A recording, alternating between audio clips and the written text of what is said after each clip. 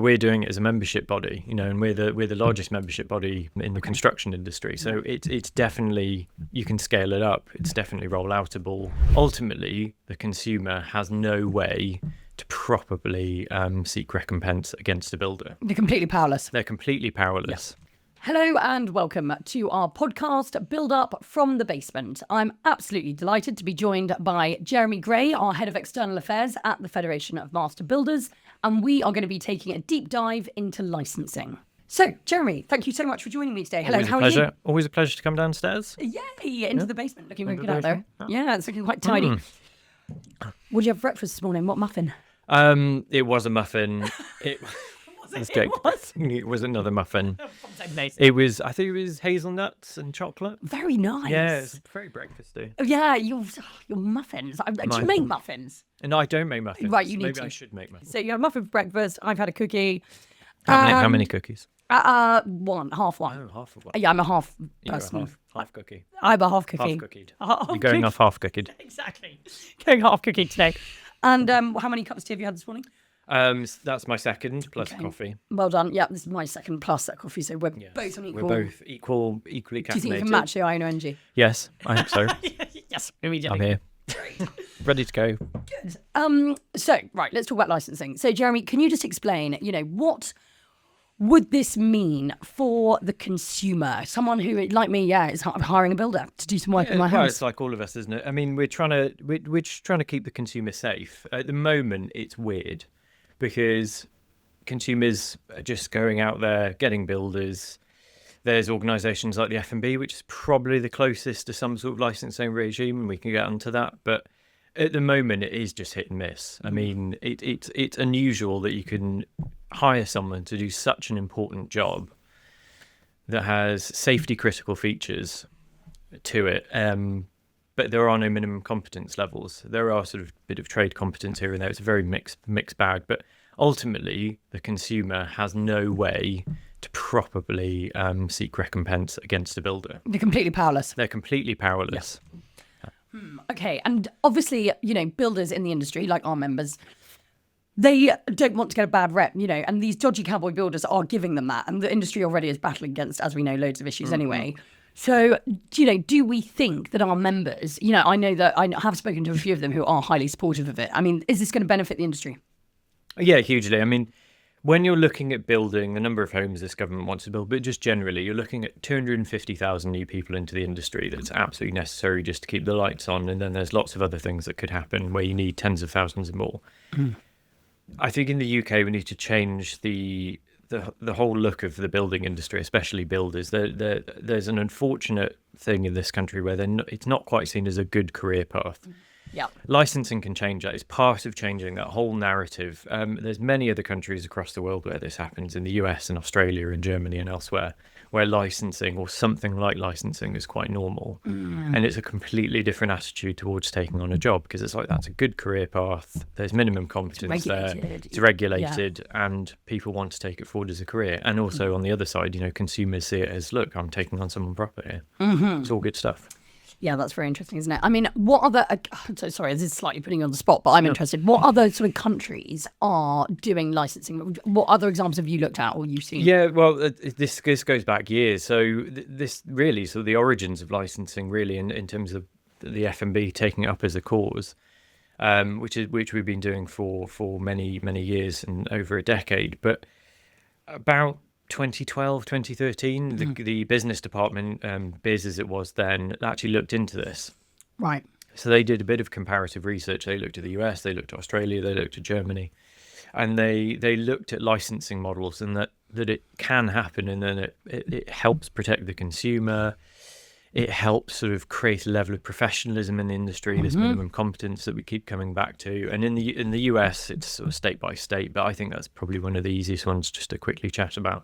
That's where you get essentially a contract license in certain states. It's sort of you do your training, you show you can do it, okay, and then you get yourself basically a license. And do they check up on it? Do you have to get it renewed? What? There's I think it's different for different places, and that's where it gets a little complex. But I think certainly the model that we're looking at. Yeah, I was going to say, let's talk about that. That's exactly what we're looking at. So yeah. So how would it work? There would be so essentially there would be a regulator. At the moment, there's like the building safety regulator, which has just been created. So what is their job? What's their role? Well, in the post Grenfell space, it's to Okay. make sure that contractors are building to a safe level. Just it's basically, I think, cut a long story short, it's to make sure something like Grenfell doesn't happen again. It's to make sure all the systems are working in place, everything's safe, everything's secure. That is predominantly aimed at high-risk buildings, which are tall buildings. But as we well know, there's millions of builders. In fact, the majority of builders don't work on those. They work on domestic space. They work on in all our homes. Exactly.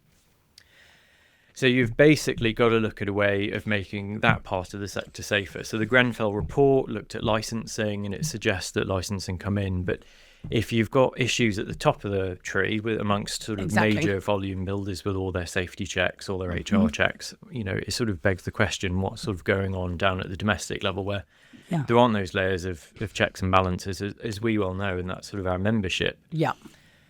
So essentially, you would have this regulator, building safety regulator at the Like top, or Ofcom or something whatever? similar. Yeah, sort of something similar to that. And then you've already got organisations like the F&B, which are set up for actually checking, doing the checks and the ticks. So essentially, we would do on-site checks, Right. which is exactly what the F&B is doing right now. We go out there, do our on-site checks, make sure it's up to scratch, and then we sort of, they can become an F&B member. Exactly. So this is more or less what we're suggesting as the the checks and balances of how the system would work with consumers being able to challenge a builder if there were issues as well, which again is a very similar system to what we have now with our independent dispute resolution service. We're looking now at the FMB, obviously, sort of running this licensing, running anything, being a major part in it. Yeah, the F&B it will be a sort of open market platform, but the F&B is set up at the moment to do what we're suggesting, which is dispute resolution, consumer code, checks and balances, making sure the consumer at the end of the day is safe and making sure the builder is competent, which would just improve the industry quite radically. Yeah. And we're the only company like this, aren't we? We're basically, yes. We're set up for it. We're ready to. We're more or less ready to go. Obviously, it's a huge industry. There's lots going on, but we've sort of shown the model works because I think some people have been worried about costs and things like that. But well, that's what I was going to say. That's the one thing I suppose is that builders will be like intimidated by the paperwork, maybe, and the costs. But we're doing it as a membership body, and we're the largest membership body in the construction industry. So it's definitely. You can scale it up. It's definitely roll-outable. Our memberships, I'm not being funny, couldn't they trial it? Well, exactly, and that's one of the calls to action that we're probably going to look at is a trial scheme. That's a good idea, yeah. To see whether this is deployable, which we definitely think it is. So yeah, I think the trial scheme makes sense. Yeah, definitely. I have to get a few more inspectors in and sort of Yeah.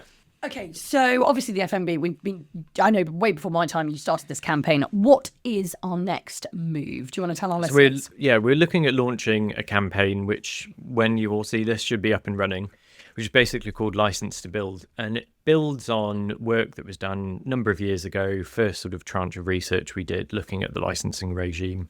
But this is much more in depth. This is looking at the model itself, looking at costs, looking at how it would roll out. So we're coupling that with lots of other research with homeowners from multiple different sources, so people will be able to see, do homeowners back it, do homeowners want it? Short answer is yes, homeowners definitely want this. So, it's something that's gaining momentum. We know it's gaining political momentum. Sorry, I was going to say it's about highlighting the problem as well. People don't actually, they're not, and it's about educating people as well, and bringing in attention to the fact that this industry is not licensed. Yeah, I think, as we've all done, we've gone out to talk to consumers and gone to conferences and various bits, and we've spoken to homeowners and they've gone, I can't believe builders aren't licensed. We've seen from the data that people think that builders are already licensed. They just assume it happens. Yeah. They're living in a false sense of security. Exactly. But it's not. Yeah, it's really interesting. I know quite people's reactions are always like, what?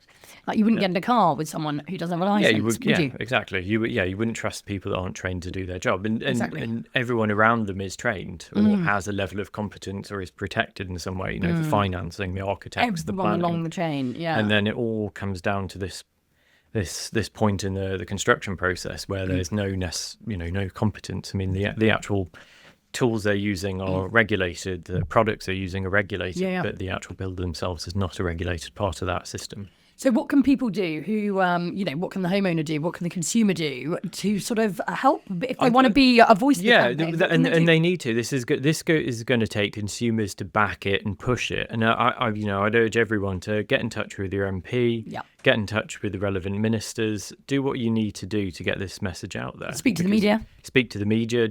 If you've had dodgy building work, can you get in touch with us? Yeah, exactly. Get in touch with us. Let your local MP know. Show them pictures, whatever you've got. This is all going to come from momentum from the consumer. This is damaging the homeowner and the people that have had building work done. So it's going to take their input.